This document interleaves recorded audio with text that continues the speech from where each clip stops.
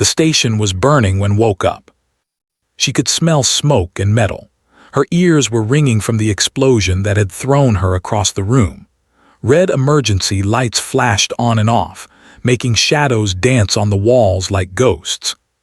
Tried to stand, but her legs would not listen.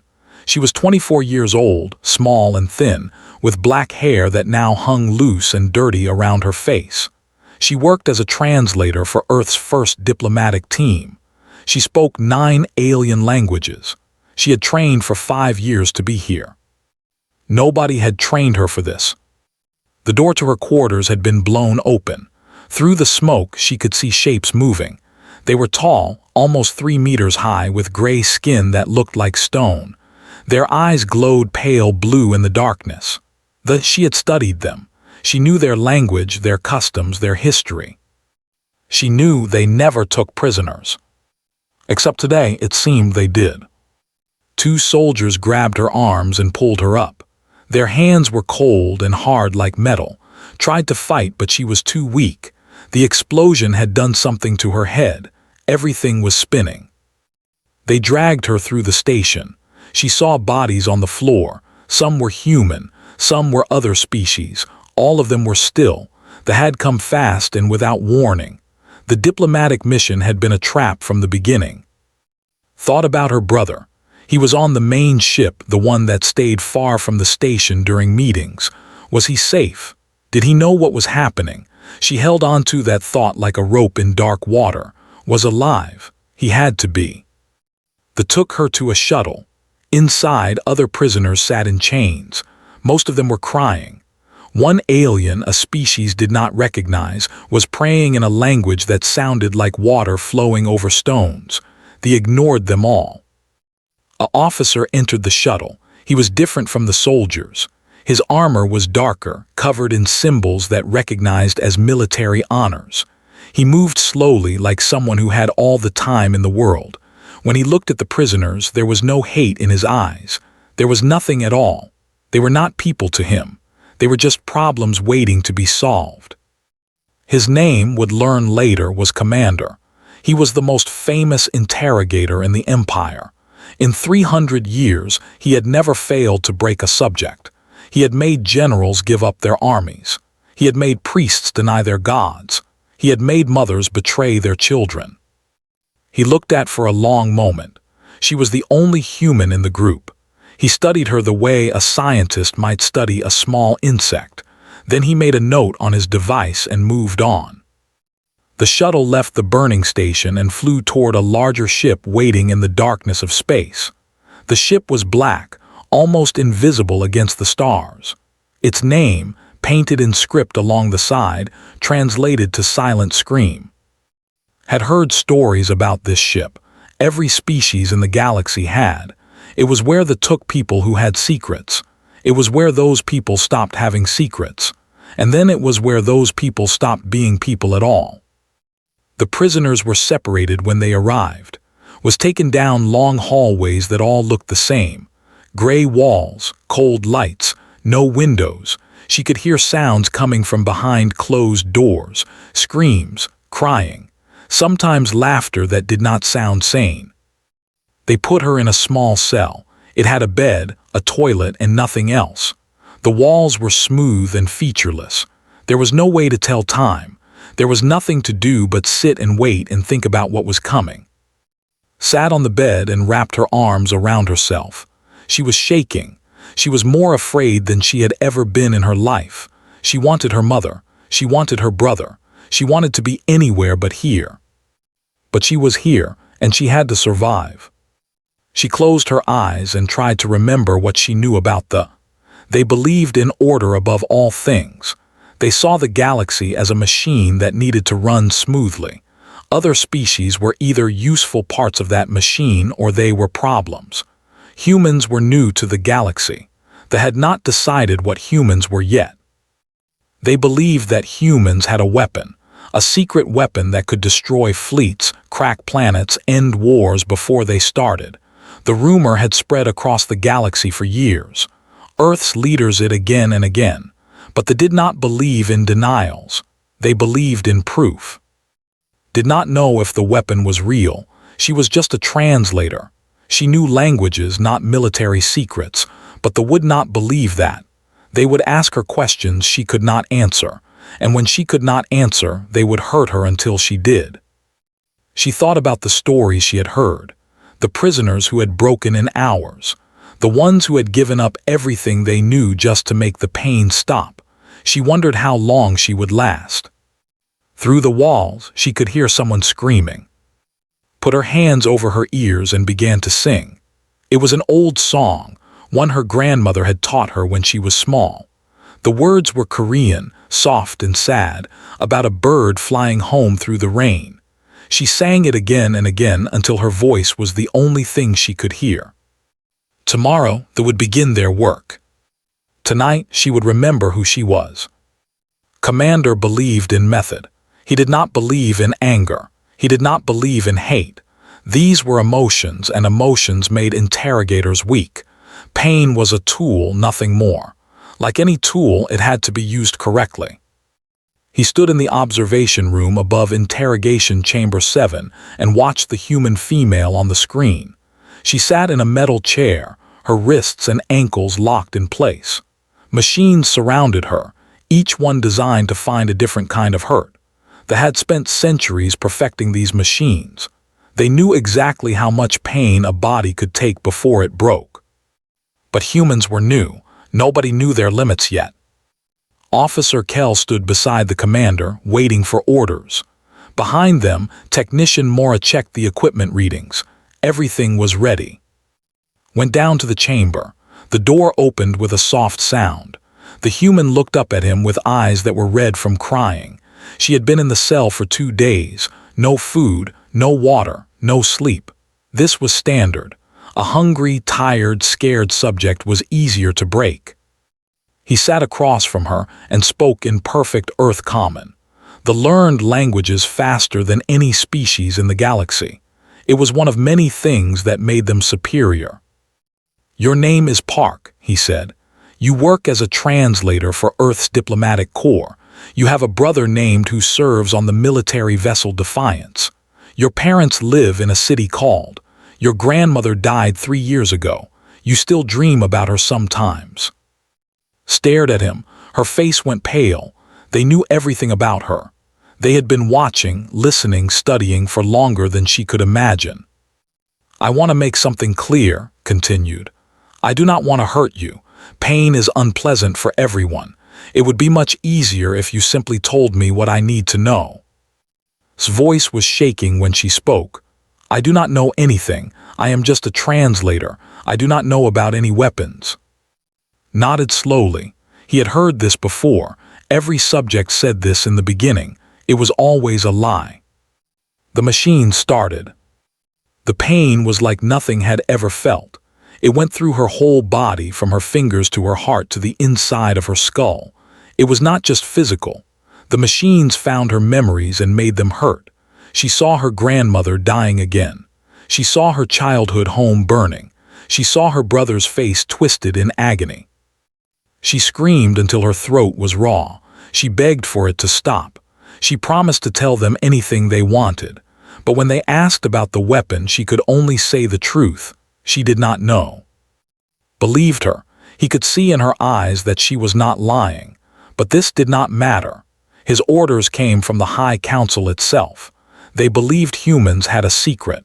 They believed this human could lead them to it. So the interrogation would continue until she remembered something she did not know she knew. Days passed, or maybe weeks, lost track of time. The sessions blended together into one long nightmare. Sometimes asked questions. Sometimes he just watched while the machines did their work. Sometimes she woke up back in her cell with no memory of how she got there. She learned to go away in her head. When the pain became too much, she would think about home. She would remember the smell of her mother's cooking. She would remember playing in the snow with when they were children. She would remember her grandmother's voice singing old songs in the kitchen. They did not understand this.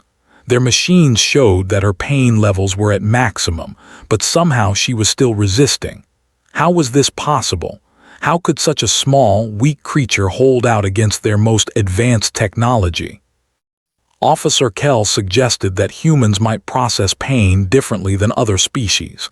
Technician Mora suggested that her brain might be damaged, suggested nothing. He only watched and waited and increased the intensity. On the seventh day, something changed.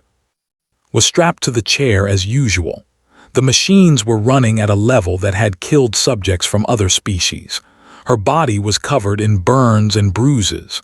Her hair had started to fall out. She weighed almost 10 kilograms less than when she arrived. But she was still alive, and she was still silent.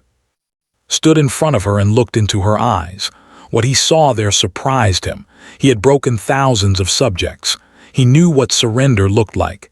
He knew what madness looked like. But this was different. This was something he had never seen before. It looked like peace. Smiled at him. It was a small, tired smile, but it was real. "You cannot take what I do not have," she whispered, "and you cannot break what is already free." Then her heart stopped. The machine screamed warnings. Technician Mora rushed to check the readings. Brain activity, 0. Cardiac function, 0. All vital signs, 0. She was dead. Stood very still for a long moment. In 300 years, he had never lost a subject before they gave him what he wanted. This human had beaten him. This small, weak, insignificant human had won. He checked the time.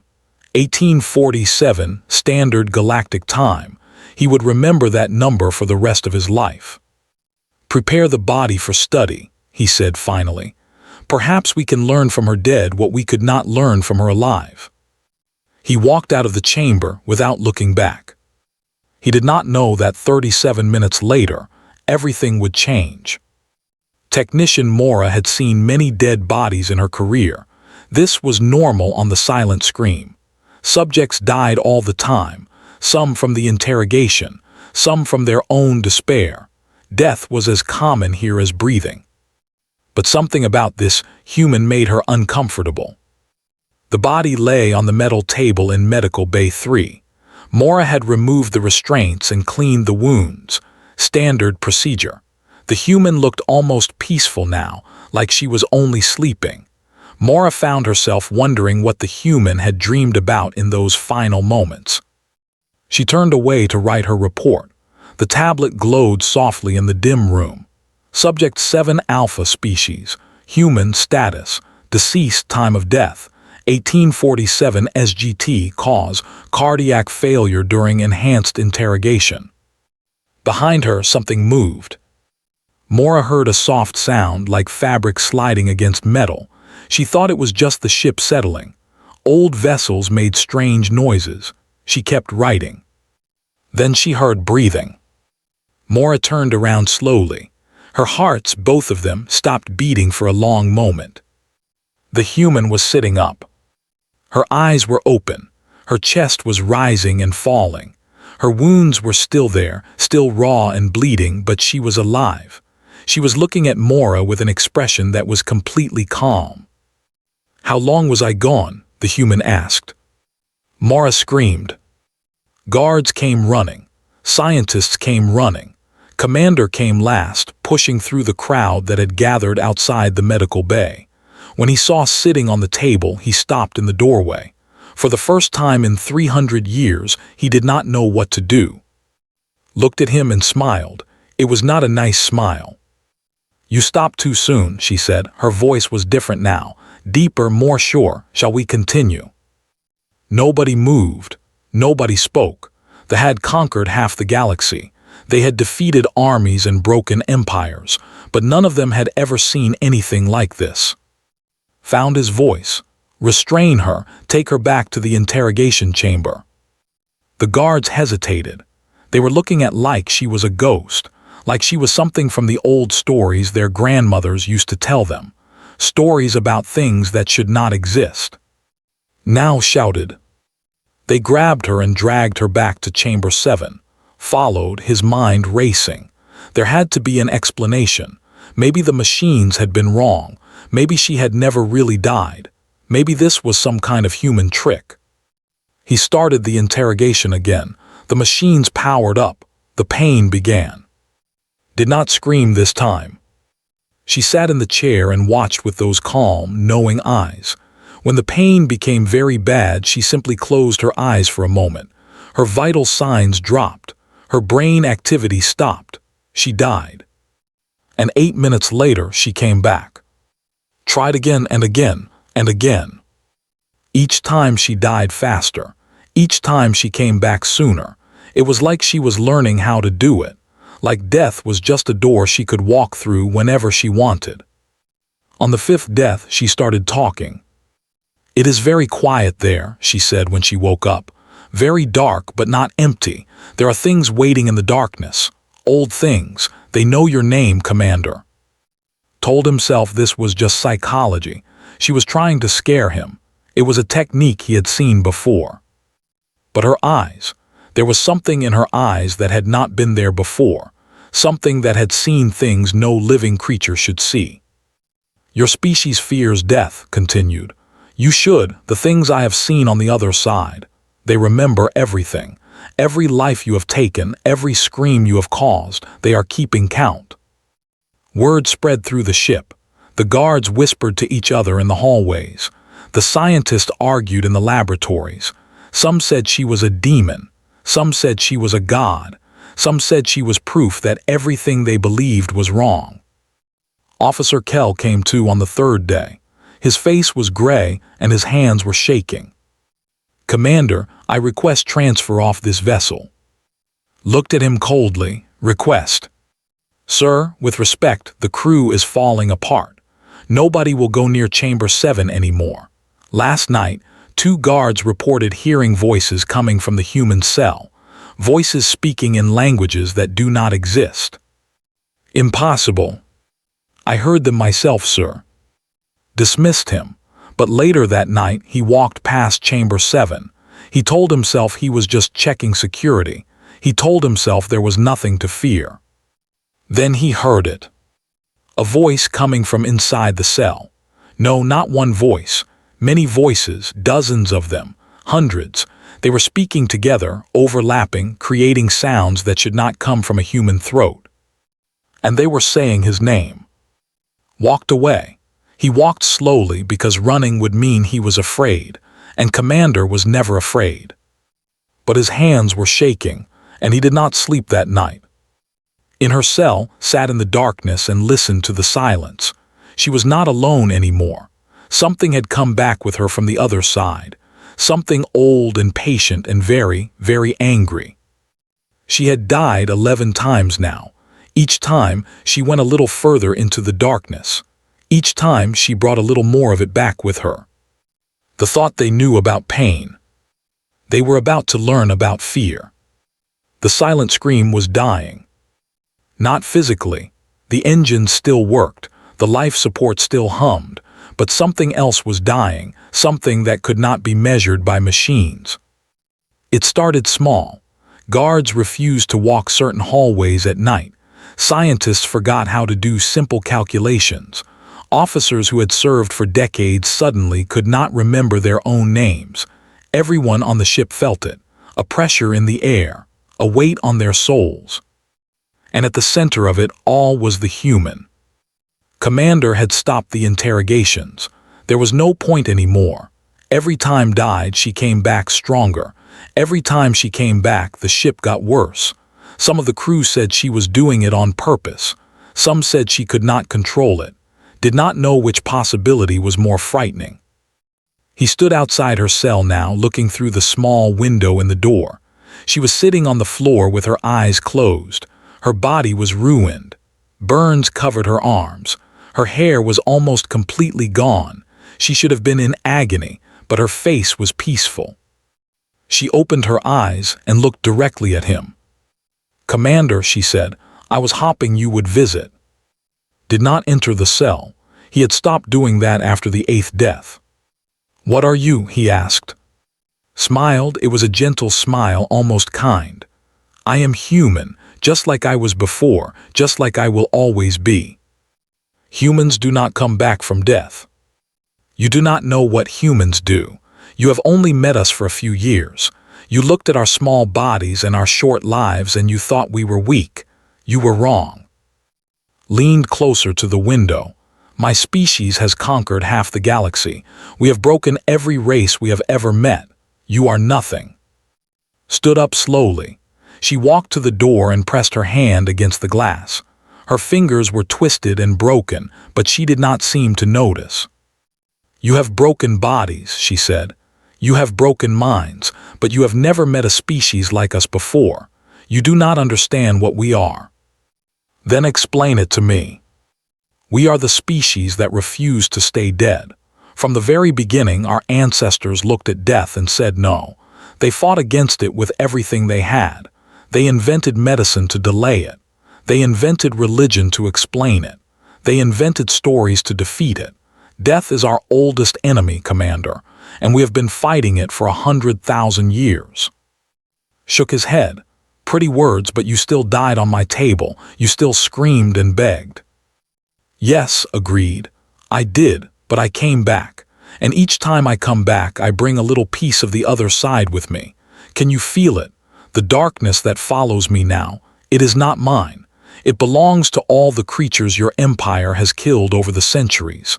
They have been waiting for someone to carry their anger back to the living world. Something moved in the shadows behind her. Saw it only for a moment. A shape that was not quite real. Eyes that glowed with cold light. He stepped back from the door. You are lying, he said, but his voice was shaking. Ask Technician Mora what she sees when she closes her eyes now. Ask Officer Kell what voice whispers his name at night. Ask your crew why they cannot sleep anymore. I am not doing anything to them, Commander. I am just a door, and I cannot close it. 3 weeks had passed since her first death. In that time, 4 crew members had killed themselves. 12 had requested transfers. 27 had reported seeing things that were not there. The ship's doctor had run out of medicine for anxiety and fear. Had reported none of this to his superiors. He did not know how to explain it. How could he tell the High Council that one small human had destroyed his ship without lifting a finger? The answer came from outside.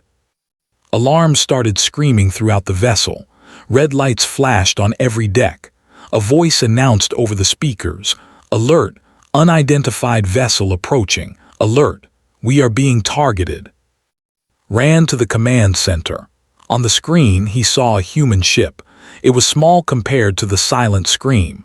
It should have been no threat at all, but it was coming straight at them with weapons charged. "This is Captain of the Earth vessel Defiance," a voice crackled over the communication channel. "You are holding a citizen of Earth illegally. Release her immediately or we will open fire." Laughed. It was a bitter, broken laugh. "One ship against us. This is suicide." "They are launching boarding pods," an officer reported. 5 targets, heading for decks 7 through 12. "Destroy them." "Sir, our weapon systems are. They are not responding correctly." Looked at the screens. The targeting computers were showing errors. The power systems were fluctuating. Nothing was working the way it should. He understood then. The ship was not just sick, it was dying, and the human in the cell below was the reason why. "Commander," another officer called out, "there is a problem on Deck 11, the guards at the detention block. They have left their posts, all of them. They are saying they cannot stay near the human anymore." On the screen, human soldiers were cutting through the hull of his ship.